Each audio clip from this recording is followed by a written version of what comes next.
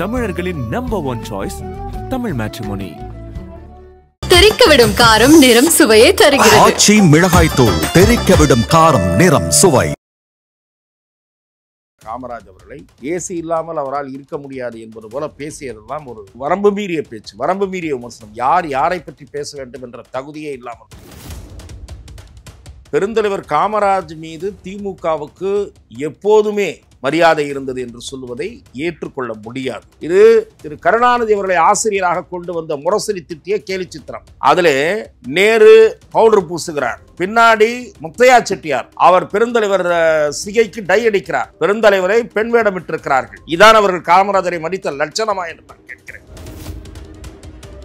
திருச்சி சிவாவுடைய அறிக்கை, அவருடைய விளக்க அறிக்கை மன்னிப்பு கேட்கும் தொனியில் இல்லை, தான் கூறியதை நியாயப்படுத்தும் தொனியில் இருக்கிறது. இந்த பிரச்சனை இத்தோடு விட்டு விடுங்கன்னா விட்டுருவாங்க. அவர் பொறுப்பை பறிங்க, பொன்முடி பேச்ச பறிச்சா மாதிரி. தமிழகத்தில் இன்றைக்கு திராவிட முன்னேற்றக் கழகம், அண்ணா திராவிட முன்னேற்றக் கழகம் ஆகிய இரண்டு கட்சிகளுக்கு அடுத்த நிலையில் குறிப்பிடத்தக்க வாக்கு வங்கி வைத்திருப்பதாக மிக பலராலும் கணிக்கப்படுகிற அரசியல் சக்தி தாவேகா. கள யதார்த்த நிலை இன்றைக்கு சீமானை விட தாவேகா வலிமையாக இருக்கிறது என்பதுதான். தமிழக காங்கிரஸை சேர்ந்த ஒரு பிரிவினர் தாவேகாவுடன் கூட்டணி வைக்க வேண்டும் என்று விரும்புகிறார்கள். அதன் மூலம் திராவிட முன்னேற்ற கழகத்திடம் கடந்த தேர்தலை பெற்றதை விட கூடுதலாக ஒரு 5 முதல் 10 சீட்டுகளை ஈஸியாக வாங்கலாம். பிளஸ் கூட்டணி மந்திரி சபைக்கும் திரு விஜய் ஒத்துக்கொள்கிறார். நாம் அந்த முடிவை எடுத்தால் விசிக நம்மை பின்தொடர்ந்து வரும் என்று காங்கிரசுக்குள் ஒரு கருத்து நிலவுகிறது. அகில இந்திய காங்கிரஸ் தலைமை தமிழகத்தில் காங்கிரஸை வலுப்படுத்த வேண்டும் என்று விரும்பினால் விஜயுடன் சேருவதுதான் நல்லது. 4 ஓட்டுல 1 ஓட்டு எங்க ஓட்டு, 100 ஓட்டுல 25 ஓட்டு எங்க ஓட்டுன்னு பேசிட்டாரு. திருமாவளவன் பேசியிருக்காரு. அதுவே என்ன அர்த்தம்? நீங்க ஜெயிக்கிறீங்கன்னா 25% எங்களுக்கு சொந்தம்னு அர்த்தம். அதை திமுக ரசிக்கவில்லை. அது உங்களுக்கு தெரியுமா? விஜயும் பாரதிய ஜனதா உறவை உதறினால் ஒருவேளை அதிமுகவுடன் போவதை விட காங்கிரசுடன் போவதைத்தான் அவர் அதிகம் விரும்புகிறார். தான் கூட்டணிக்கு தயாராக இருப்பதாக டெல்லிக்கு செய்தி அனுப்பியிருக்கிறார் விஜய். ஆமா, அதிமுக கூட்டணிக்குள் ஒரு பெரிய கட்சி வரப்போகுதுன்னு திரு இபிஎஸ் பேசியிருக்காரு. அதே போல தனிப்பெரும்பான்மையுடன் ஆட்சி அமைப்போம்னு பேசியிருக்காரு. திரு எடப்பாடி பழனிசாமி குறிப்பிடுவது தாவேகாவையா அல்லது காங்கிரஸையா என்பது புரியவில்லை. இதுல எதுவாக இருந்தாலும் காங்கிரஸ் பிஜேபி உறவை உதறினால்தான் அதிமுகவோடு சேருவதை பற்றி பரிசீலிக்கும். அதே போலதான் திரு விஜய் அவர்களும் காங்கிரசின் ஃபர்ஸ்ட் ஆப்ஷன் தாவேகா தான், அதிமுக அல்ல. அதன் தமிழர்களுக்கு வணக்கம்.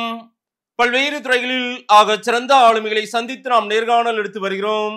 அந்த வகையில் மீண்டும் நம்மோடு இணைந்திருக்கிறார் மூத்த பத்திரிகையாளர் திரு துக்ளக் ரமேஷ் அவர்கள்.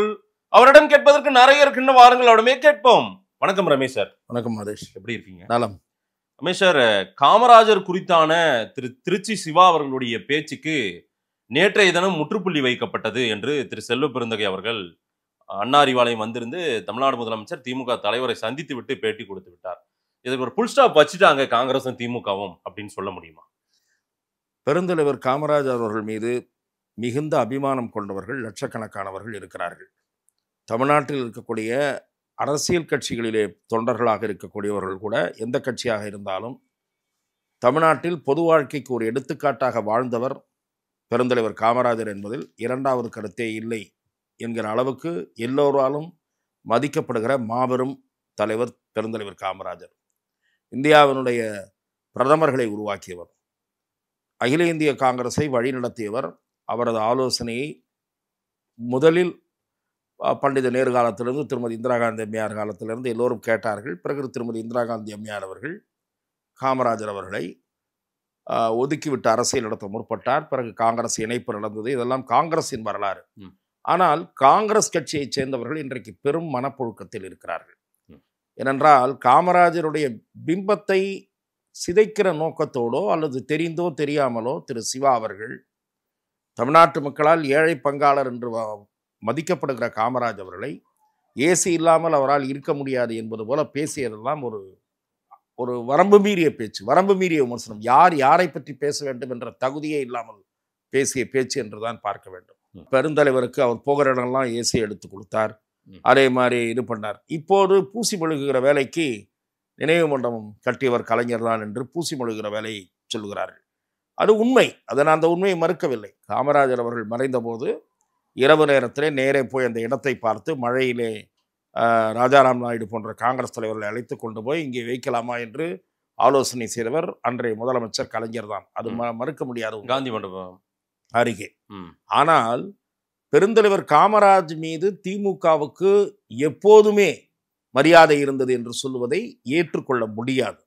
இல்ல கடைசி இறுதி காலகட்டத்தில் ஏற்றுக்கொண்டார்கள் என்றால் இவர்கள் ஆட்சிக்கு வந்து விட்டதால் ஏற்றுக்கொண்டார்கள். ஆட்சிக்கு வருவதற்கு முன் பெருந்தலைவரின் செல்வாக்கு, காங்கிரசின் செல்வாக்கு தமிழ்நாட்டில் கொடிகட்டி பறந்து கொண்டிருந்த நேரத்தில் அண்ணா தலைமையில் இயங்கிய திமுகவின் பல தலைவர்கள் வாய்த்துடுக்கோடு திரு கருணாநிதி அவர்கள் உட்பட காமராஜர் அவர்களை நாத்தழும்பின்றி விமர்சித்தவர்கள் தான் என்பதை இந்த நாடு அறியும். என்னிடத்திலே சில ஆதாரங்கள் இருக்கின்றன. முரசொலி வரைந்த கேலி சித்திரங்கள். இந்த காலகட்டத்திலே முரசொலியினுடைய ஆசிரியர் கலைஞர் கருணாநிதி என்பதை நான் உங்களுக்கு நினைவுபடுத்த விரும்புகிறேன். இதிலே முதல் கேலி சித்திரம், ஓட்டர் வேட்டைக்கு தயாராகிறார் பச்சை தமிழர். ஓட்டு வேட்டைக்கு தேதி பிப்ரவரி 57. அதிலே நேரு பவுடர் பூசுகிறார். பின்னாடி முத்தையா செட்டியார் மரியாதைக்குரிய எம்ஏஎம் அவர்களை எவ்வளவு கேலி செய்திருக்கிறார்கள் பாருங்கள். அவர் பெருந்தலைவர் சிகைக்கு டை அடிக்கிறார். பெருந்தலைவரை பெண் வேடமிட்டிருக்கிறார்கள். ஆகவே டை அடிக்கிறார். நான் திரு சாஸ்திரி என்று கருதுகிறேன். அவர் கண்ணாடி பிடிக்கிறார். இது திரு கருணாநிதி அவர்களை ஆசிரியராக கொண்டு வந்த முரசொலி திட்டிய கேலி சித்திரம். இதான் அவர்கள் காமராஜரை மதித்த லட்சணமா என்று நான் கேட்கிறேன். எல்லா காலத்திலும் மதித்த லட்சணமா? இருங்க, எதிர்கட்சி அரசியல் இல்ல. பெருந்தலைவர் காமராஜர் ஈவேரா அவர்கள் பெருந்தலைவர் காமராஜரை ஆதரித்த சமயத்தில் ஈவேராவையும் சேர்த்து விமர்சித்திருக்கிறார்கள். யார்? திமுக. இதே தவிர வேறு சில கார்ட்டூன் இருக்கிறது. காமராஜர் அவர்களையும் ஈவேரா அவர்களையும் தொடர்புபடுத்தி வரைந்த கேலி சித்திரம் தவிர தனியாக ஈவேராவை மிக மோசமாக விமர்சித்து முரசொலி கேலி சித்திரம் சித்தியதற்கான ஆதாரம் துக்ளக்கிடம் இருக்கிறது. துக்ளக் அந்த கார்ட்டூனை வெளியிட்டிருக்கிறது. எதற்காக சொல்லுகிறேன் என்றால், இவர்கள் இப்போது பேசுவதெல்லாம் கடந்த காலத்தை மக்கள் மறந்திருப்பார்கள் என்ற ஒரு மிதப்பு. அந்த மிதப்புல பேசுறது. நாங்க காமராஜா அப்படி மதிச்சோம், நாங்க தந்தை பெரியார் எங்கள் ஆசான். என்ன கதை விடுறீங்க? திமுக ஆரம்பிச்சப்ப உங்களை கண்ணீர் துளிகள்னு போட்டு பெரியார் கிழிச்சதுனால நீங்க பெரியாரை விமர்சித்து முரசொலி கார்ட்டூன் பண்றீங்க. அந்த கார்ட்டூன் இருக்கு என்கிட்ட. அது பெரியாரை பற்றிய விவாதத்தின் போது நான் எடுத்து வருகிறேன். அத பிறகு இந்த கார்ட்டூன் பாருங்க. காமராஜர் சி சுப்பிரமணியம் பக்தவத்சலம் கழுவுல ஏற்றிருக்காங்க. இது ஒரு கார்ட்டூன். அடுத்ததுதான் இருங்க சார், இதை விட மோசமான கார்ட்டூன் ஒண்ணு பாருங்க. முரசொலி பொங்கல் மலர் 1970. நான் முதல்ல சொன்னது 57, 62 அந்த காலகட்டம்லாம் இல்ல. 70 போட்டதை பாருங்க. இருங்க. இவர்கள் காமராஜர் பிடித்து வைத்த அழுக்கு பிள்ளையாரம். யார? பொது வாழ்க்கையின் தியாகசீலர் என்று போற்றப்படுகிற கக்கனை அழுக்கு பிள்ளையார் என்று போட்ட கேவலமாக போட்டதுதான் முரசொலி. கக்கனுக்கு நிகராக உங்கள் கட்சியில் ஒருவர் உண்டா என்று நான் கேட்கிறேன். திமுகவில் நான் கேட்கிறேன். அழுக்குப்படாத கக்கனுக்கு நிகராக ஒருவரை காட்டுங்கள் பார்க்கலாம். நீங்கள் அத்தனை பேரும் ஊழல்வாதிகள். கக்கன் அப்படியா? அரசாங்க மருத்துவமனையில் துண்டு கட்டி கொண்டிருந்தவரை போய் எம்ஜிஆர் பார்த்து அதிர்ச்சி அடைந்தார். அதற்கான புகைப்படங்கள் பல நேரங்களில் வெளிவந்திருக்கின்றன. கக்கனா அரசாங்க மருத்துவமனையிலையா, சாதாரண வார்டிலா? பதறி போய் எம்ஜிஆர் போய் பார்த்தார். உடன் சென்றவர்கள் காளிமுத்து அவர்களும் பாலகுருவா ரெட்டியாரும். சார், அந்த கக்கன் கட்சி தான், அந்த காமராஜர் கட்சி தான் இன்னைக்கு திமுகவோட இருக்காங்க. யாரு? திமுகவுக்கு வாழ் பிடிக்கிற நிலைமைக்கு, பரிதாப நிலைக்கு ஆளாகிவிட்டது. செல்வ பெருந்தகை போன்றவர்களை 10 கட்சி மாறி வந்தவர்களை தலைவராக்கிவிட்டு திமுகவுக்கு துதிபாட வேண்டிய கேவலமான நிலைக்கு காங்கிரஸ் போயிருக்கு. அவருமே ஆனால் யாருக்கும் யோக்கியதை இல்லைன்னு சொல்லிட்டாரு. யாரு? செல்வ பெருந்தகைக்கெல்லாம் இது பேசவே தகுதி இல்லை. காங்கிரஸ்லே நீண்ட காலமாக பயணித்து இருங்க. முதலமைச்சர் என்ன சொன்னார்னா, காங்கிரஸ்லேயே இதுல யாராவது பிரச்சனை பண்ணணும்னு பாக்குறாங்க, அதனால கவனமா. காங்கிரஸ்லேயே நீண்ட காலமாக பயணித்து வருகிற பெரும்பாலானவர்கள் இந்த ஆணவ பேச்சுக்கு பகிரங்க மன்னிப்பு கேட்க வேண்டும். சிவா அவர் மன்னிப்பு கூட கேட்கல. அவருடைய ஸ்டேட்மென்ட் யாரு சார்? எந்த தலைவர்கள்? நேத்துக்கு ஒரு காம்ப்ரமைஸ் முடிஞ்ச மாதிரி நேத்துக்கு இல்ல. காம்ப்ரமைஸ் நீங்களா முடிச்சுக்குவீங்களா? அதுதான் பொது வெளியில தொடர்ந்து விமர்சனம் பண்ணிட்டு இருக்காங்களே. யாரும் ஏத்துக்கலையா? அதை பொது வெளியில விமர்சனம் பண்ணிட்டு தான் இருக்காங்க. காங்கிரஸை சேர்ந்த வெவ்வேறு நிர்வாகிகள் அறிக்கை விட்டுட்டு இருக்காங்க. செல்வ பெருந்தகை எல்லாம் லீடரா ஏத்துக்கிட்டு அவர் சொல்றது கட்டுப்படுறதுக்கு யாரும் இங்க தயாரா இல்ல சார். தனியா கூட்டம் நடத்தி இருங்க வரேன். காங்கிரஸ் கட்சியின் தலைவர் அவர் தான் சார். அவர் இருக்கல சார். காங்கிரஸ்ல யார் தலைவரா இருந்தாலும் அவரை மதிக்காம இருக்கிறதுக்கு ஒரு 10 பேர் ரெடியா இருக்காங்க. சரி, யார் தலைவரா இருந்தாலும் ஒரு 10 பேர் அவரை மதிக்க மாட்டாங்க. ஆகவே இதுக்கு நான் சொல்ற விஷயத்தை நீங்க தயவு செய்து முழுமையாக உள்வாங்கிக் கொள்ளுங்கள். சொல்லுங்க சொல்லுங்க என்ன? சொல்லுங்க. அவருடைய அறிக்கை, ம். திருச்சி சிவாவுடைய அறிக்கை, ம். அவருடைய விளக்க அறிக்கை ம். மன்னிப்பு கேட்கும் தொனியில் இல்லை, தான் கூறியதை நியாயப்படுத்தும் தொனியில் இருக்கிறது. இந்த பிரச்சனை இத்தோடு விட்டு விடுங்கன்னா விட்டுருவாங்களா? நான் பேசியதற்கு வருத்தம் தெரிவிக்கிறேன்னு கூட வார்த்தை இல்லை. ஆகவே இல்ல, முதலமைச்சரே என்ன சொல்லிட்டாரு? நாடாளுமன்ற உறுப்பினர் ஜோதி கலகமூட்டி குளிர்காய நினைக்கும் கலகமூட்டி எல்லாம் இல்ல, கட்சி விட்டு நீக்குங்க. இல்லட்டா அவரை எல்லாம் அவர் டிசிப்ளினரி ஆக்ஷன் எடுங்க. கட்சி விட்டு எல்லாம் நீக்க வேண்டாம். அவர் பொறுப்பை பறிங்க. பொன்முடி பேச்ச பறிச்சா மாதிரி பொன்முடிக்கு பதிலாக தான் இவர் வந்து உட்கார்ந்தாரு. அவருக்கு எப்பவுமே தான் ஒரு மேதாவின்னு நினைப்பு உண்டு திருச்சி சிவாவுக்கு. அது தனி கதை. திமுக சில பேருக்கு பிடிக்காது. பெரிய எல்லாம் தெரிஞ்ச அப்பா டக்கர் மாதிரி பேசிட்டு இருப்பாரு அப்படின்னு சொல்லி எங்கிட்டே கமெண்ட் அடிச்சிருக்காங்க திமுக சில பேர். நான் மதிக்கின்ற நண்பர் தான், அது வேற விஷயம். ஆனால் இது மாதிரியான பேச்சுக்களை பேசுவதற்கு முன் கவனமாக இருந்திருக்க வேண்டும். நேத்துக்கு என்ன ஒரு அமைதி அங்க நடந்திருக்கும்? ஒரு சைலண்டா இதை வந்து நம்ம ரெண்டு பேரும் இல்லைன்னா என்ன ஆகும்னா பேசியிருப்பாங்க. அதுதான் சார். சார் நான் ஒன்று சொல்றேன், திமுக ஓடு ஏதாவது எதேச்சியாக இந்த மாதிரியான மோதல் நிகழ்ந்து விட்டால் எப்படியாவது சமாதானம் செய்து கொள்ள வேண்டும் என்று வருமானம் பார்க்கிற காங்கிரசார் அண்டர்லைன் உடனே வேகமாக ஒரு முன்னெடுப்பை எடுப்பார்கள். சுயமரியாதை உள்ள காங்கிரஸ்காரர்கள் அதுவும் அண்டர்லைன் அப்படி நினைக்க மாட்டார்கள். இப்ப காங்கிரஸ்ல ஒரு தரப்பு திமுகவை வந்து நமக்கு இது செட் ஆகாது, அவங்க மன்னிப்பு கேட்டாங்க, இதெல்லாம் உறவு வேண்டாம்னு நினைக்கிறாங்களா? மன்னிப்பு கேட்டாகணும், சிவா மன்னிப்பு கேட்டாகணும்ன்றது ஒரு கோஷ்டி இருக்கட்டும். திமுகவோடு உறவே வேண்டான்றது தனியா கொஞ்ச நாளாவே ஒரு முயற்சி நடந்துட்டு இருக்கு காங்கிரஸ்ல. காங்கிரஸில் ஒரு சாரார், நீங்கள் உங்களுக்கு நினைவிருக்கும் என்று நினைக்கிறேன், சட்டமன்ற காங்கிரஸ் குழுவிலே பொறுப்பில் இருக்கக்கூடிய ராஜேஷ்குமார் தலைமையிலே கூட்டம் நடந்தது. மேலிட பார்வையாளர்கள் கலந்து கொண்ட ஒரு கூட்டம் நடந்தது. 2 கூட்டம் நடந்திருக்கு. இந்த 2 கூட்டத்திலும் காங்கிரஸ் கட்சி திமுகவிடம் 60 சீட்டு கேட்க வேண்டும், அதிகாரத்தில் பங்கு கேட்க வேண்டும் என்றெல்லாம் குரல்கள் ஒலித்திருக்கின்றன. ஆதாரபூர்வமாக நான் சொல்கிறேன். சரி, அந்த கூட்டத்திலே பங்கேற்றவர்கள் என்னிடம் சொன்னது. ஆகவே நாளை மறுப்பு தெரிவித்தால் யார் சொன்னார்கள் என்று நான் சொல்லுவேன். ஆகவே அதிகாரபூர்வமாக திமுக கூட்டணியை முறிக்க கூடிய அளவுக்கு போகக்கூடிய அளவுக்கு பேசியிருக்கிறார்கள். என்னன்னு சொன்னாங்க, ஹைகமாண்ட் டெல்லி தானே, சோனியா சொல்லி முடியும். Correct, you are right. நீங்க என்ன நடக்குதுன்னு கேட்டீங்களா, அப்படி ஒரு கோஷ்டி இருக்கான்னு கேட்டீங்களா, இருக்கிறது. 60 சீட்டு 2 மந்திரி இல்லையா, அதை தருவதற்கு தயாராக இருக்கக்கூடிய நடிகர் விஜய், தமிழக வெற்றி கழகம். 2 மந்திரியா? இல்ல, கூட்டணியாச்சு.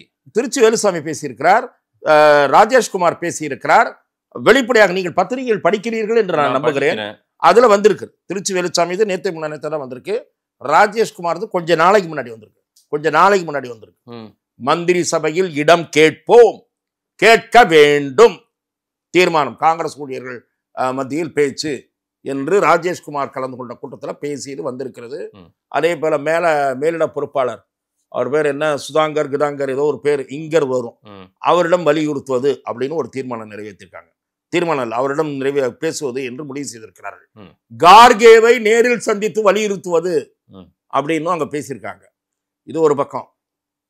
நான் கேள்விப்பட்டது, இன்றைய தினம் 1-2 காங்கிரஸ் முக்கிய பிரமுகர்களிடம் நான் பேசிக் கொண்டிருந்தேன். இப்படியான செய்திகள் வருவது பற்றி ஒரு பத்திரிகையாளராக நான் தெரிந்து கொள்வதற்கும் விவாதங்களில் பங்கேற்கும் போது ஒரு தெளிவோடு பேச வேண்டும், அதாவது உள் இன்ஃபர்மேஷன்ஸோட பேச வேண்டும் என்பதற்காகவும் 2 முக்கிய காங்கிரஸ் பிரமுகர்களிடம் நான் இன்று பேசிக் கொண்டிருந்தேன். அவர்கள் சொல்லுவது, தமிழக காங்கிரஸை சேர்ந்த ஒரு பிரிவினர் தாவேகாவுடன் கூட்டணி வைக்க வேண்டும் என்று விரும்புகிறார்கள். அதன் மூலம் திராவிட முன்னேற்ற கழகத்திடம் கடந்த தேர்தலை பெற்றதை விட கூடுதலாக ஒரு 5 முதல் 10 சீட்டுகளை ஈஸியாக வாங்கலாம். பிளஸ் கூட்டணி மந்திரி சபைக்கும் அவர் ஒத்துக்கொள்ளுகிறார், திரு விஜய் ஒத்துக்கொள்கிறார், வெளிப்படையாக அறிவிப்பு வெளியிட்டிருக்கிறார். நாம் அந்த முடிவை எடுத்தால் விசிக நம்மை பின்தொடர்ந்து வரும், காங்கிரஸ் முடிவெடுத்தா விசிக பின்தொடர்ந்து வரும் என்று காங்கிரசுக்குள் ஒரு கருத்து நிலவுகிறது என்பதை 4 ஓட்டுல 1 ஓட்டு எங்க ஓட்டு, 100 ஓட்டுல 25 ஓட்டு எங்க ஓட்டுன்னு பேசிட்டாரு திருமாவளவன் பேசியிருக்காரு. அதுவே என்ன அர்த்தம், நீங்க ஜெயிக்கிறீங்கன்னா 25% எங்களுக்கு சொந்தம்னு அர்த்தம். அதை திமுக ரசிக்கவில்லை, அது உங்களுக்கு தெரியுமா? திமுக மொத்தமாக வாங்கிய ஓட்டு 80 லட்சம் வைங்க சார். இவர் என்னன்றாரு, 5ஆல வகுத்துருங்க, 16 லட்சம் ஓட்டு எங்க ஓட்டுன்றாரு. யாரு, விசிக. அதை ஏற்கக்கூடிய வாதமா? அப்ப கம்யூனிஸ்டுக்கெல்லாம் ஓட்டு இல்லை, மதிமுகலாம் ஓட்டு இல்லை, திமுகவுக்கு கொஞ்சோண்டு ஓட்ட 16, இவங்கெல்லாம் 3 லட்சம். இவர் 1 எடுத்துக்கிறாரு, 5ல் ஒரு பகுதி எடுத்துக்கிறாரு. அப்ப அவங்கெல்லாம் அடுத்து வைகோ 6ல் ஒரு பகுதின்னு வாரா, 4ல் ஒரு பகுதின்னு வாரா. ஆளாளுக்கு ஒன்று சொல்லுவாங்க. ம். அப்ப திமுகவுக்கு என்ன 1%? ஒரு ஓட்டு வாங்கினா ஒரு ஓட்டு தான் திமுக. ஓ, இதை ரசிக்கல திரும்ப பேசுனது. திராவிட முன்னேற்ற கழகம் அதை ரசிக்கவில்லை. இல்ல என்ஜாய் பண்ண மாதிரி தான் முகம் முகபாவனைலாம் என்ன வேணா இருக்கலாம். CM மேடையில மூலியமா, நான் சொல்லுகிறேன், நீங்க வந்து திமுக அதை எப்படி ரசிக்கும் நான் கேட்கிறேன். 25% திமுகவுடைய வெற்றிக்கு விசிக பொறுப்பா? திமுக தெளிவுபடுத்தலாம். பண்ணுவாங்களா? நான் நம்ம விஜய் சப்ஜெக்ட் பேசிட்டு அங்கிருந்து போக வேண்டாம். காங்கிரஸில் இப்படி ஒரு கருத்து வலுப்பெற்று வருகிறது. ஆனால் அவர்கள் என்ன சொல்கிறார்கள் என்றால், மூத்த நிர்வாகிகள் நான் பேசிய 2 பேரும் காங்கிரசுக்கு இது ஒரு நல்ல வாய்ப்பு. அகில இந்திய காங்கிரஸ் தலைமை தமிழகத்தில் காங்கிரஸை வலுப்படுத்த வேண்டும் என்று விரும்பினால், சரி, தமிழகத்தில் காங்கிரஸ் மீண்டும் புத்தெழுச்சி பெற வேண்டும், 1967க்கு முந்தைய நிலைமைக்கு காங்கிரஸ் திரும்ப வேண்டும் என்று விரும்பினால் விஜயுடன் சேர்வதுதான் நல்லது, கட்சிக்கு நல்லது என்று நினைக்கிறார்கள். ஆனால் அவர்கள் அது நடக்குமா என்பதற்கு சந்தேகம் தெரிவிக்கிறார்கள். ஏன் நடக்காது என்று சொன்னால், பாரதிய ஜனதா ஆட்சியை மத்தியில் வலிமையாக எதிர்கொள்வதற்கு நாடாளுமன்றத்தில் திமுக எண்ணிக்கை, உறுப்பினர் எண்ணிக்கை தேவை. கூட்டாக எழுந்து சத்தம் போடுவதற்கு, வேறு எதற்கும் அல்ல. அங்க வேற ஒன்றும் சாதிக்க முடியாது. பிஜேபியை எதிர்கொள்ள, திமுகவை நாடாளுமன்றத்தில் எதிர்கொள்ள 2 காரணங்கள். நாடாளுமன்றத்தில் திமுக உறுப்பினர் பலம் என்பது ஒன்று. 2வது காரணம், ஒரு முக்கிய பிரமுகர் இடத்துல சொன்னது, தேசிய அளவில் இன்றைக்கு காங்கிரசுக்கு 2-3 கட்சிகளுடன் பழைய உறவு இல்லை. அதுவும் ஆம் ஆத்மி, நாங்க இல்லைங்க, ஆம் ஆத்மி இல்லை, மம்தா பானர்ஜியுடன் பழைய சுமூகமான உறவு இல்லை. அதே போல சமாஜ்வாதி கட்சி பழைய வலிமையோடு இருக்கிறதா என்கிற கேள்வியும் இருக்கிறது. இந்த நிலையில் மிக வலிமையாக இருக்கக்கூடிய திராவிட முன்னேற்ற கழகத்தின் உறவை கெடுத்துக் கொள்ள வேண்டுமா என்கிற யோசனை அகில இந்திய காங்கிரஸ் தலைமைக்கு வந்தால் அதில் வியப்பில்லை என்று சொல்லுகிறார். ஆகவே இந்த யோசனையை இங்கிருந்து ஒரு கோஷ்டி போய் இதை சொன்னாலும் அதை எவ்வளவு தூரம் சீரியஸாக கன்சிடர் பண்ணுவார்கள் என்பதிலே இவர் ஒரு சந்தேகம் தெரிவிக்கிறார். இன்னொன்று, திமுகவினுடைய டெல்லி லாபி இருக்கிறது அல்லவா, டிஆர் பாலு தலைமையில் அங்கே ஒவ்வொருத்தரும் ஒரு ஆளை பிடிச்சி வச்சிருக்காங்க. யார? காங்கிரஸ்ல. அவர்களை மூளைச்சலவை செய்வார்கள். நீங்கள் நினைக்கிற ஓட்டெல்லாம் விஜய் வாங்க முடியாது, நாங்க ஓட்டுக்கு இவ்வளவு கொடுக்க போறோம், எல்லாம் முடிஞ்சு போச்சு, எல்லா தொகுதியிலையும் அதிமுக இன்னைக்கு பலவீனமா இருக்கு, விஜய் கிட்ட போய் நீங்க வீணா இவங்க லோக்கலா இருக்கிறவங்க சொல்ற பேச்சை கேட்டு மாட்டிக்காதீங்க என்று சொல்லி மூளைச்சலவை செய்து அந்த கூட்டணியை தக்க வைத்துக் கொள்ள படாத பாடுபடுவார்கள். என்ன சார், ஓட்டுக்கு இவ்வளவு கொடுப்போம் எல்லாம் பேசுவாங்களா? ஓட்டுக்கு இவ்வளவு கொடுக்க போறோம்னு சொல்ல மாட்டாங்க sir. we are already full swing to face the elections. என்ன அதுதான் அர்த்தம், வேற என்ன?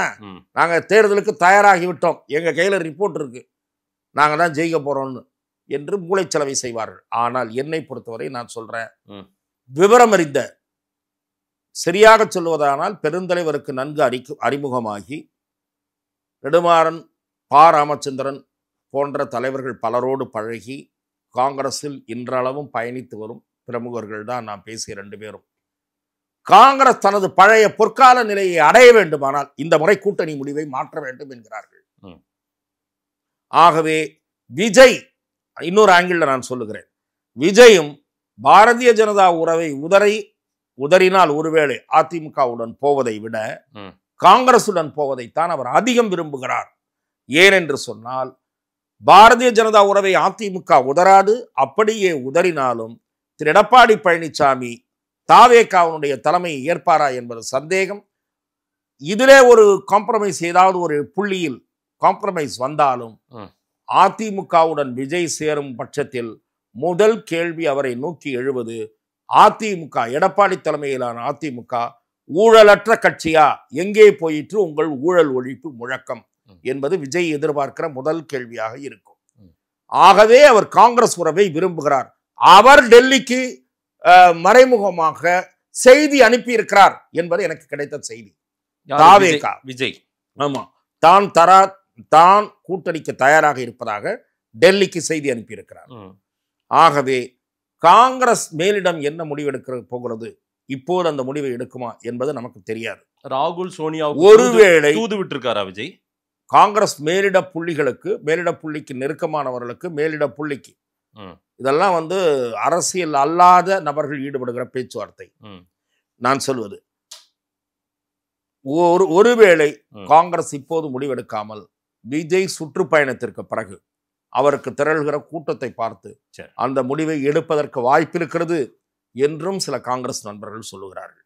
ஆகவே இது திமுகவுக்கு அம்மாதிரி ஏதாவது காங்கிரஸ் மறுசிந்தனையில் ஈடுபட்டால் பலத்த பின்னடைவாக இருக்கும். திமுகவுக்கு அதிமுக கூட்டணிக்குள் ஒரு பெரிய கட்சி வரப்போகுதுன்னு திரு இபிஎஸ் பேசியிருக்காரு. அதே போல தனிப்பெரும்பான்மையுடன் ஆட்சி அமைப்போம்னு பேசியிருக்காரு. இந்த 2 ஸ்டேட்மெண்ட்டையும் பார்க்கும்போது ஒரு பெரிய கட்சின்னு அவர் எந்த கட்சியை சொல்றாரு, தனிப்பெரும்பான்மை ஆட்சின்னு அமித்ஷாவுக்கு சொல்லக்கூடிய மெசேஜா, திரு அண்ணாமலை போன்றவர்கள், அதாவது வேத வாக்கு, அமித்ஷாவின் வேத வாக்குன்னு சொல்ற அண்ணாமலைக்கெல்லாம் சொல்லக்கூடிய மெசேஜா? அதாவது முதலில் நான் அந்த பெரிய கட்சி விவகாரத்துக்கு வந்துட்டு அப்புறம் கூட்டணி ஆட்சிக்கு வரலாம்னு நினைக்கிறேன். சரி. தமிழகத்தில் இன்றைக்கு திராவிட முன்னேற்றக் கழகம், அண்ணா திராவிட முன்னேற்றக் கழகம் ஆகிய 2 கட்சிகளுக்கு அடுத்த நிலையில் குறிப்பிடத்தக்க வாக்கு வங்கி வைத்திருப்பதாக மிக பலராலும் கணிக்கப்படுகிற அரசியல் சக்தி தாவேகா. தாவேகாவுக்கு பிறகுதான் காங்கிரசினுடைய ஓட்டு பலம். காங்கிரஸ் தேசிய கட்சி என்கிற வகையிலே பெரிய கட்சி, ஓட்டு பலம் என்கிற வகையில் காங்கிரஸை விட தாவேகா பெரிய கட்சி. இப்படித்தான் நாம புரிந்து கொள்ள வேண்டும். தேசிய அளவில் பாரதிய ஜனதாவுக்கு அடுத்த நிலையில் இருக்கக்கூடிய கட்சி காங்கிரஸ் கட்சி. அந்த வகையில் அது ஒரு பெரிய கட்சி. தமிழகத்தில் பல்வேறு கருத்து கணிப்புகள் மூலம் காங்கிரஸை விட கூடுதல் வாக்கு வங்கி இருப்பதாக பல கணிப்புகள் வெளியிடப்பட்டிருக்கிற கட்சி தாவேகா. நீங்க கூட்டணி வைக்கிற கட்சிகளை மட்டுமே வச்சு பேசிட்டு இருக்கீங்க. நாம் தமிழர் சீமான நம்ம மறந்துடுறோம். இல்ல நான் சொல்றேன், அவரும் ஒரு பெரிய கட்சி. அவரு நான் நீங்க எந்த நோக்கத்தோடு இருக்கலாம், நல்ல நோக்கத்தோடு இருக்கலாம், எந்த நோக்கமாக இருந்தாலும் நண்பர் சீமான் நான் மதிக்கக்கூடிய நண்பர். அவரோடு எனக்கு நெருங்கிய தொடர்பு உண்டு. நாம் தமிழர் கட்சியினுடைய துணிச்சலான முடிவை வெவ்வேறு நேர்காணல்களில் நான் பாராட்டி இருக்கிறேன். எந்த பக்கமும் சாயாமல் ஆஃபர் இருக்கிற போதும் பாரதிய ஜனதாவிடமிருந்தும் ஆஃபர் இருக்கிறது, அண்ணா திராவிட முன்னேற்ற கழகத்திடமிருந்தும் ஆஃபர் இருக்கிறது. விஜய் அவரது தலைமையை ஏற்றுக்கொண்டால் அவருக்கு சீமானோடு கூட்டணி சேர்வதில் எந்த நெருடலும் இல்லை, அங்கேயும் ஆஃபர் இருக்கிறது. எந்த பக்கமும் திரும்பாமல் தனித்து இயங்குகிறார் என்கிற வகையிலே அவரை நான் பெரிதும் மதிக்கக்கூடியவன். உங்களிடம் நான் போன நேர்காணலில் கூட சொன்னேன், உங்களுக்கு அளித்த நேர்காணலிலேயே சொன்னேன், சீமானுக்கு இருக்கிற துணிவு ஏன் திருமாவளவனுக்கு இல்லை, ஏன் பம்முகிறார் என்று உங்களிடமே நான் கேட்டேன். திமுகவை கண்டால் சீரமாக சீற்றி விட்டு பிறகு ஏன் பதுங்குகிறார் என்று கேட்டேன். அது ஒரு பக்கம் இருக்கட்டும். சரி. ஆனால் கள யதார்த்த நிலை இன்றைக்கு சீமானை விட தாவேகா வலிமையாக இருக்கிறது என்பதுதான் கள யதார்த்த நிலை. சீமான் வலிமை பெற்றால் நான் மகிழ்ச்சி அடைவேன், அது வேறு விஷயம். ஆகவே அவர் திரு எடப்பாடி பழனிசாமி குறிப்பிடுவது தாவேகாவையா அல்லது காங்கிரஸையா என்பது புரியவில்லை. இதுல எதுவாக இருந்தாலும் காங்கிரஸ் பிஜேபி உறவை உதறினால்தான் அதிமுகவோடு சேருவதை பற்றி பரிசீலிக்கும். அதே போலதான் திரு விஜய் அவர்களும் காங்கிரஸின் ஃபர்ஸ்ட் ஆப்ஷன் தாவேகா தான், அதிமுக அல்ல. அதிமுக பாஜக அலைன்ஸ் ஏதேனும் சிக்கல் ஏற்பட வாய்ப்பு இருக்கா சார்?